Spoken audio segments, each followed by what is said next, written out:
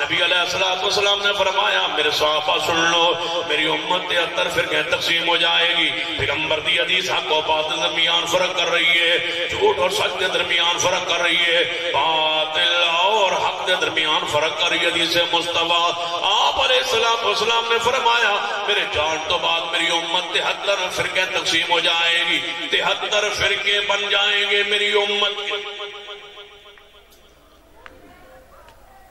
جڑے لوگ آج بھی اس چکر اندر ہیں کہ سارے ٹھیک نے، سارے ٹھیک نہیں، جتنے کوئی لگے ہے ٹھیک لگے ہے، جہاں کوئی لگے ہے کہ ٹھیک لگے ہے سارے ٹھیک نے جی، سارے ٹھیک نے، سارے ٹھیک۔ ہفتے والے دن سارے کہتے تھے سارے ٹھیک ہے، ہفتے والے دن تو سمجھ میرے جان تو بعد ہفتے والے دن کہتے تھے سارے ٹھیک ہے، اتوار والے دن جدو کل کی باری آئی کہنے لگے سارے ٹھیک۔ جیڑی قوم ہفتے والے دن کہہ رہی تھی سارے ٹھیک ہے، وہ اتوار والے دن چپ تھے، چھپا رہے تھے منہ۔ اب ہم کس منہ سے جائے کل میں؟ میں نے کہا جاؤ، ہفتے کو جانا جائز تھا تو اتوار کو ممنوع کیوں ہو گیا؟ ہفتے کو اہل حق تھے تو اتوار کو اہل بدعت کیوں ٹھہرے؟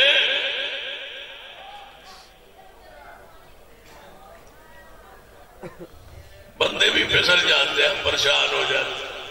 ایک بندہ جی جاوے کسی دربار پہ کسی قبر پہ جا سجدہ کراوے، محمد صاحب نو پتر لب جاوے تو اسے ڈگ جاوے، بھائی انہوں لبیا تو میں بھی لب گیا، پھر اہل الحدیث تو کوئی نہ ہوئے، پھر توحید پرستی تو کوئی نہ ہوئی نا۔ توحید تو یہ ہے نا کہ ساری دنیا کو،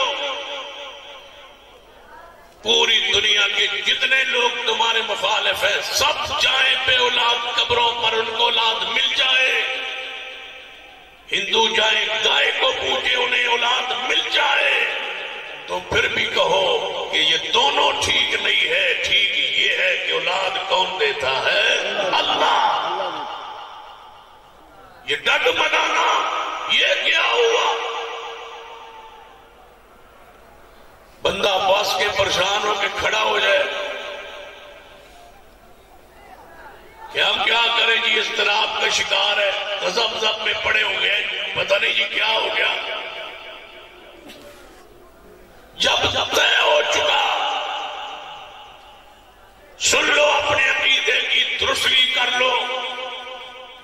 بدعتی شخص ہوا میں اڑتا جائے، من وقر لصاحب بدع فقد آن علی عدم الدین۔ پیغمبر کی حدیث ہے، جنہیں بدعتی کی عزت کی اس نے میرے دین کو گرانے میں تعاون کیا۔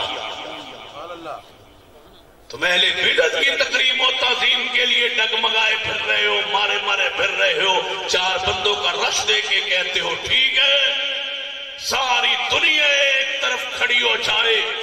سن لو اشور کوٹ کے دوستو، یہ بات لکھ لو، ساری دنیا 1 لاکھ نہیں، 10 20 50 لاکھ نہیں، 1 ارب بندہ ایک طرف کھڑا ہو جائے اور دوسری طرف اکیلا شخص توحید پر کھڑا ہو، وہ سارا سواد اعظم نہیں ہے، حق پر وہی ہے جس کے ساتھ عقیدہ توحید ہے۔ پوری قوم شرک پر تھی، ابراہیم اکیلے مواحد تھے، رب نے کہا میرا ابراہیم اکیلا نہیں ہے، اکیلا ابراہیم میری پوری امت ہے، پوری انسانیت ہے۔ یہ وہ امت، یہاں ووٹوں کو گنا نہیں جاتا، تولا جاتا ہے۔ تم تو گننا شروع ہو گئے ہو، سر گنتے ہو، تولتے کیوں نہیں ہو؟ کروڑ شرک کرنے والے کو، ایک توحید کے شخص کو تول لو، اس کو پورے کروڑ کی کوئی حیثیت نہیں ہے۔ حیثیت ایک بندے کی ہے جو اس عقیدے پر کھڑا ہے کہ اشہد ان لا الہ الا اللہ وحدہ لا شریک لہ۔ مشرک عرب ہو، اللہ کی قسم ان کی ایک کوڑی مل نہیں ہے، مل اسی کا ہے جو عقیدہ توحید پہ کھڑا ہے۔ کوئی کمپرومائز نہیں ہے، کوئی مصلحت نہیں ہے۔ ہمارے اسلاف نے عقیدہ توحید پہ جانیں قربان کی ہے، اور یہ دڑے اور یہ جتھے اور یہ فوجوں کی فوجیں جو آج بستی اور شہروں میں اہل الحدیث بھرے ہوئے ہیں، یہ بڑی محنتوں سے اکابرین کی محنتوں سے یہ جماعتیں کھڑی ہوئی ہیں۔ آج تم فرق مٹانا چاہتے ہو، میں کیسے مٹنے دوں فرق جب پیغمبر نے فرمایا کہ میری امت کے 73 فرقے بن جائیں گے، 72 جہنم میں جائیں گے۔ اللہ ملت واحدہ، جویں قرآن فرقانے میں بولو حدیث مصطفیٰ بھی ایویں گل نہیں پڑھنی۔ حضرت قاری صاحب تشریف لے آ چکے نے، انہوں نے خطاب شروع کرانے، توجہ فرمائیے۔ جویں قرآن فرقانے میں حدیث مصطفیٰ بھی فرقان ہے، جویں قرآن حق و باطل درمیان فرق کرنے والی کتاب ہے، جویں حدیث مصطفیٰ بھی حق و باطل درمیان فرق کرنے والی پیغمبر علیہ السلام دا فرمان آپ کی سنت۔ آپ نے فرمایا میری امت 73 فرقے تقسیم ہو جائے گی، 72 جہنم اندر ایک جماعت جنت اندر۔